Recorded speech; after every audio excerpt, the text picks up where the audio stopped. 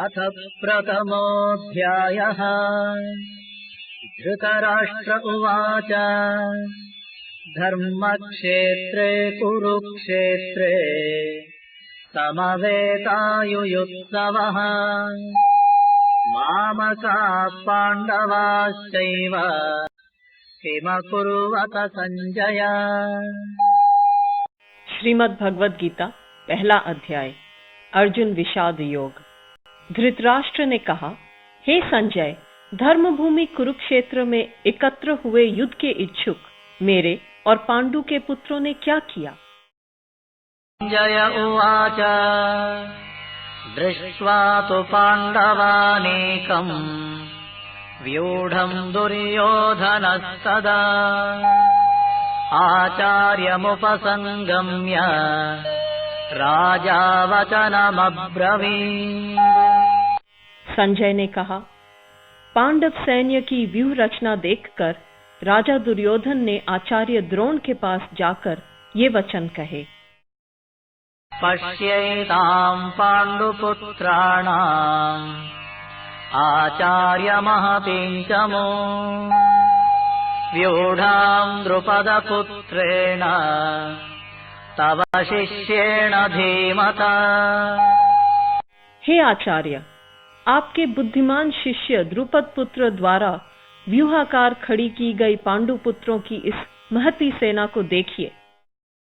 अत्र शूरा महेश्वासा भीमार्जुन समायुधे युयुधानो विराटश्च द्रुपदश्च महारथः।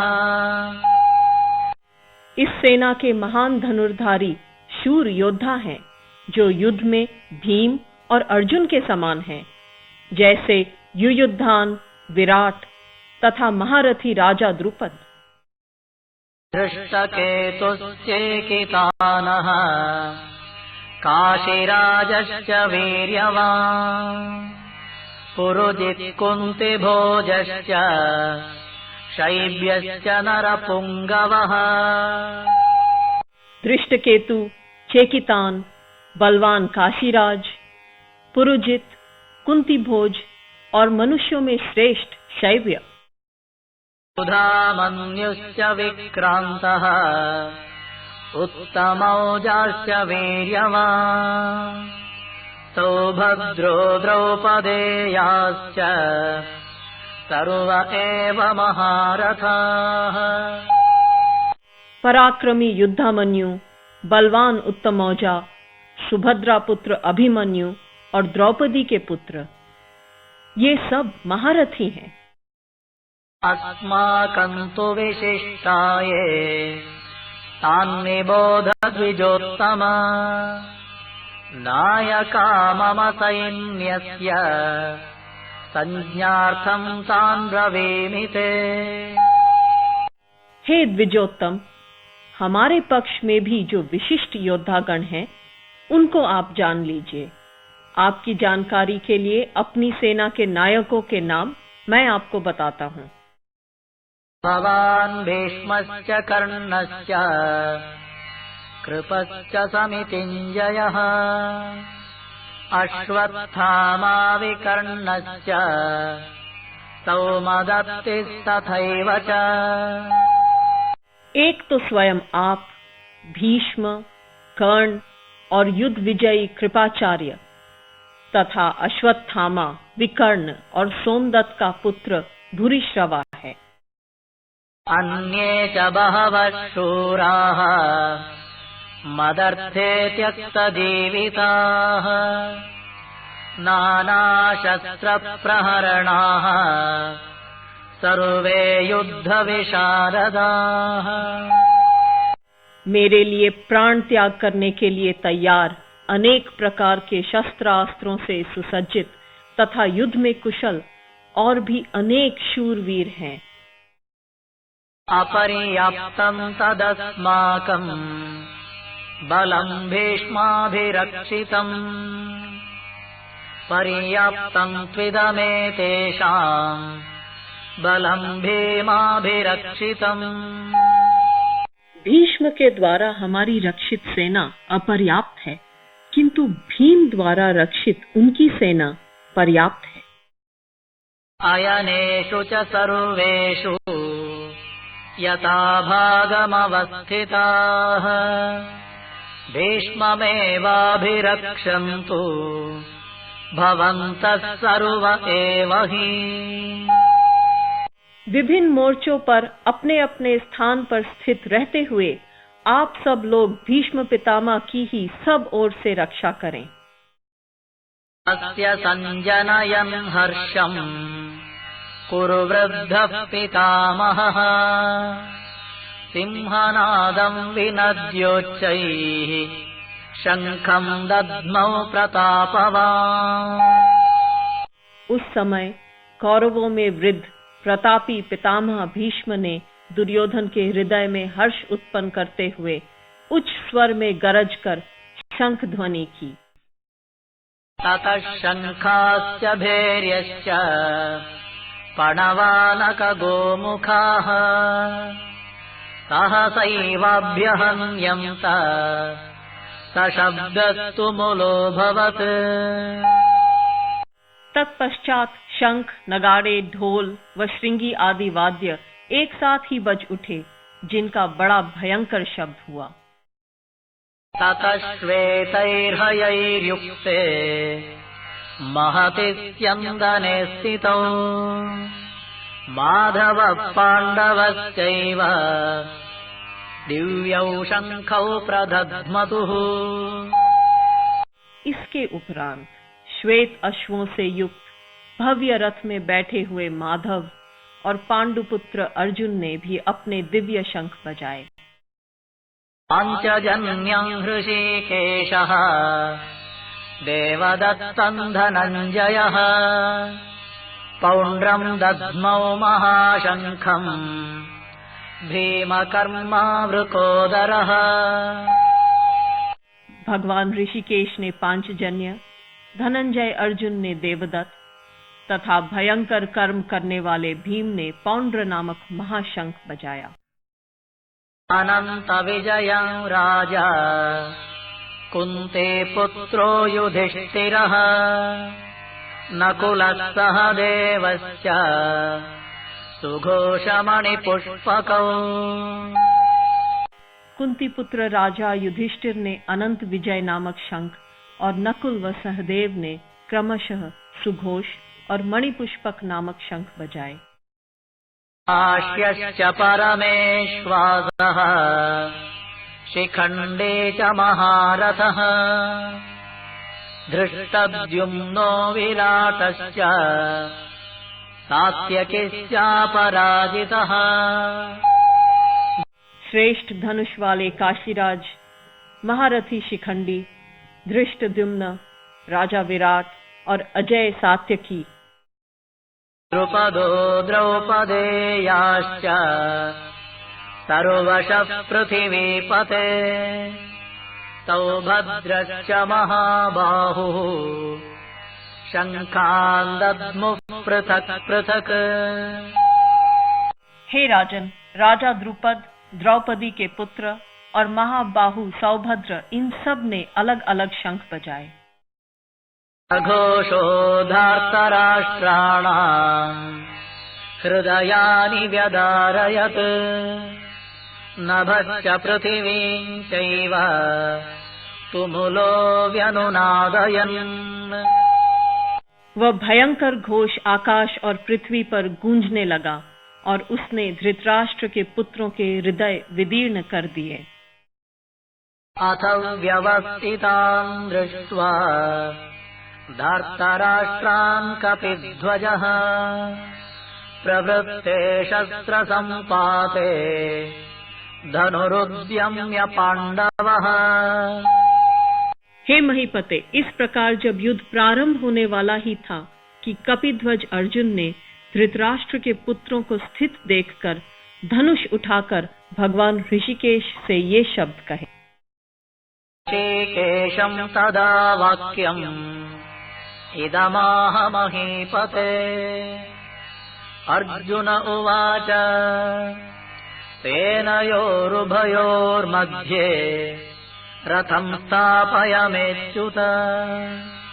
अर्जुन ने कहा, हे अच्युत, मेरे रथ को दोनों सेनाओं के मध्य खड़ा कीजिए।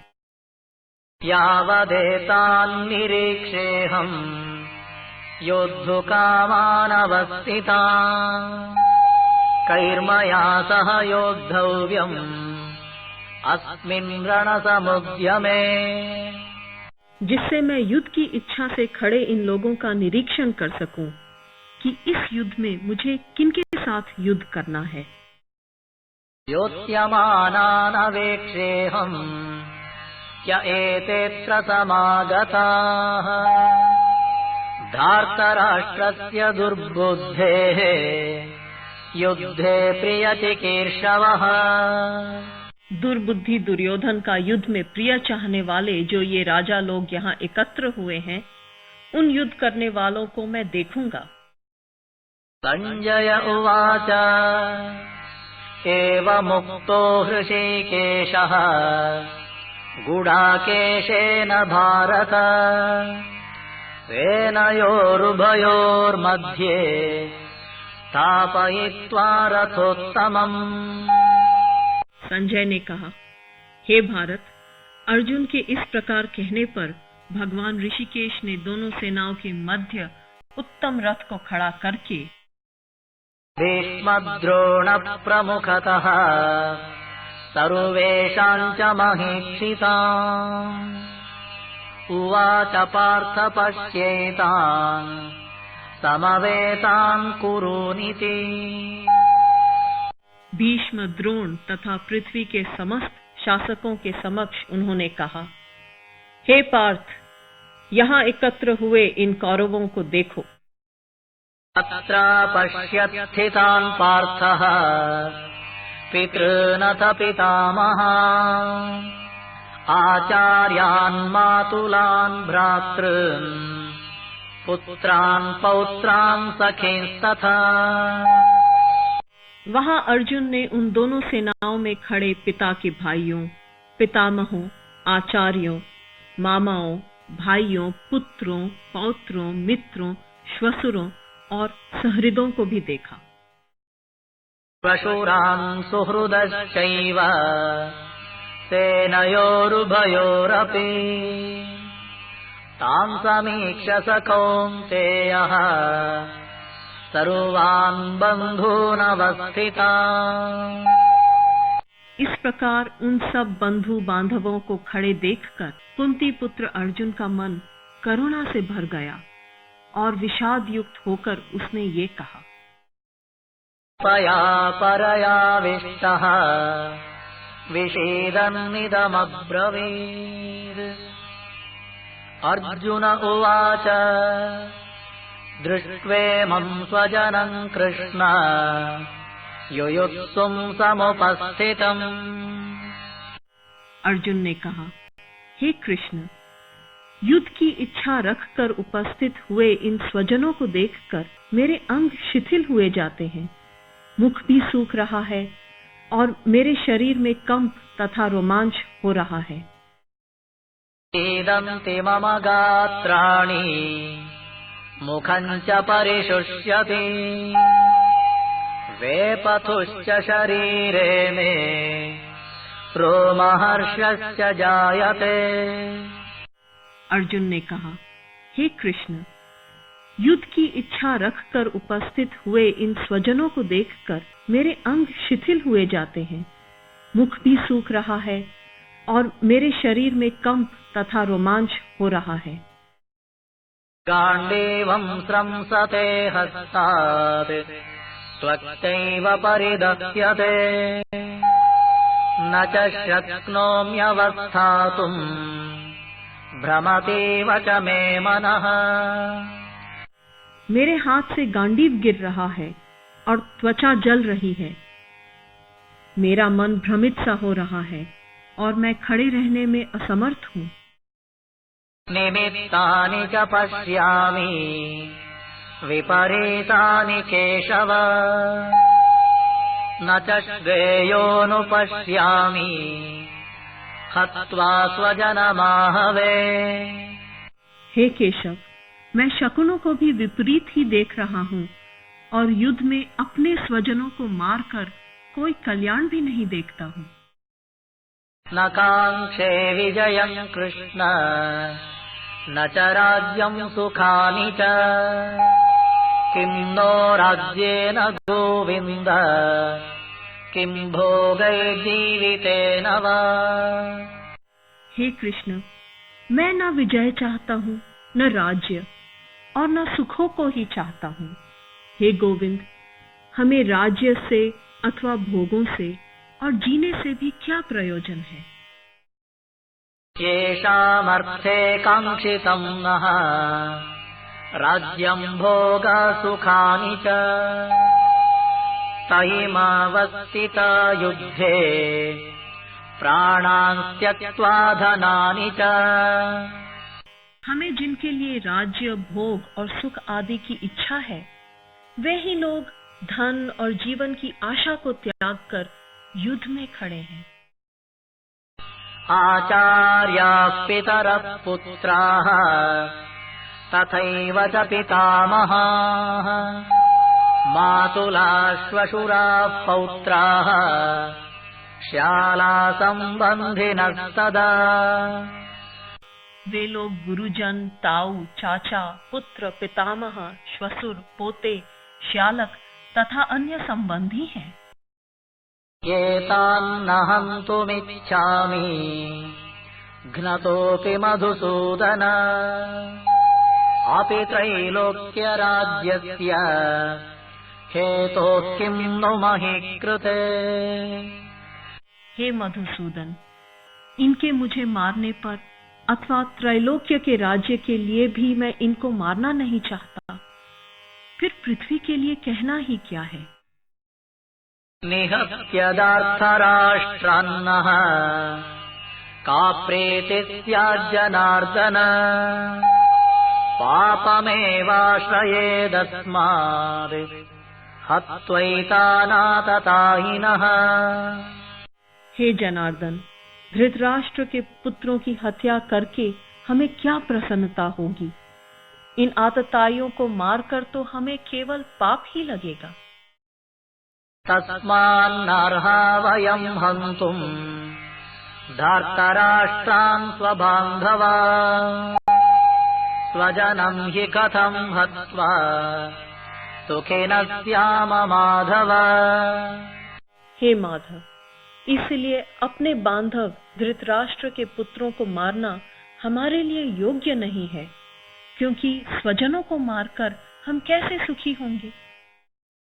यद्यप्येतेन पश्यन्ति लोभोपहत चेतसः, कुलक्षयकृतं दोषम् मित्रद्रोहे च पातकम्। यद्यपि लोभ से भ्रष्टचित हुए ये लोग कुलनाशकृत दोष और मित्रद्रोह में पाप नहीं देखते हैं। कथं न ज्ञेयमस्माभिः पापादस्मान्निवर्तितुम्, कुलक्षयकृतं दोषम् प्रपश्यद्भिर्जनार्दन। परंतु हे जनार्दन, कुल क्षय से होने वाले दोष को जानने वाले हम लोगों को इस पाप से विरत होने के लिए क्यों नहीं सोचना चाहिए। कुलक्षये प्रणश्यन्ति कुलधर्मा सनातनाः, धर्मे नष्टे कुलं कृत्स्नम् अधर्मोऽभिभवत्युत। कुल के नष्ट होने से सनातन धर्म नष्ट हो जाते हैं। धर्म नष्ट होने पर संपूर्ण कुल को अधर्म दबा लेता है। अधर्माभिभवात् कृष्ण प्रदुष्यन्ति कुलस्त्रियः, स्त्रीषु दुष्टासु वार्ष्णेय जायते वर्णसंकरः। हे कृष्ण, पाप के अधिक बढ़ जाने से कुल की स्त्रियां दूषित हो जाती हैं, और हे वार्ष्णेय, स्त्रियों के दूषित होने पर वर्ण संकर उत्पन्न होता है। शङ्करो नरकायैव कुलघ्नानाम् कुलस्य च पतन्ति पितरोऽस्येषाम् लुप्तपिण्डोदकक्रियाः। वह वर्ण संकर कुल घातियों को और कुल को नरक में ले जाने का कारण बनता है। पिंड और जलदान की क्रिया से वंचित इनके पितृ भी नरक में गिर जाते हैं। दोषैरेतैकुलघ्नानाम् वर्णसङ्करकारकैः उत्साद्यन्ते जातिधर्माः कुलधर्मस्य शाश्वताः। इन वर्ण संकर कारक दोषों से कुल घातियों के सनातन कुल धर्म और जाति धर्म नष्ट हो जाते हैं। तन्न कुलधर्माणाम् मनुष्याणाम् जनार्दन नरके नियतं वासः भवतीत्यनुशुश्रुमा।